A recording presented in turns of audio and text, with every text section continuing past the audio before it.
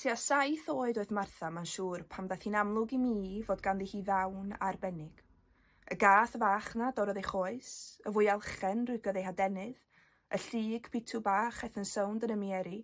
Dim ond Martha fyddai wedi hachub nhw ac ofalu amdano nhw am ddyddiau, eu cadw'n gynnes mewn gwely gwair, a'i bwydo am ymryn o fel ar flaen ei bys bach. Gwella wna i bob creadur yn y diwedd. Chollodd hi ddim un. Dydy hynny ddim yn syndod wrth gwrs, mae o'n rhedag yn y teulu. Taid Martha oedd y meddyg cyntaf. Daeth Ioben Grosw o ryw bentre yn Romania, ymhell bell i ffwrdd. Finnau, Madws, yn cofio weld o'n stryffaglu o un pentref i'r nesaf tua'r gorllewin.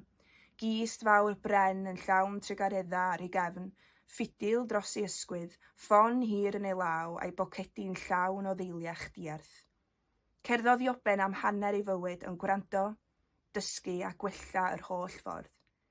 Erbyn iddo gyrraedd pen llun, roedd Ioben yn eban, a'i Gymraeg mor naturiol fe ffitiodd i mewn fel corcyn ar botel o wenwyn. Doctor Dail, meddyg, fferyllydd, drygus, dyn, hysbys, cwac neu boteceri, beth bynnag oedd ei gleifion yn ei alw. Gwyddonydd i'r carn oedd eban.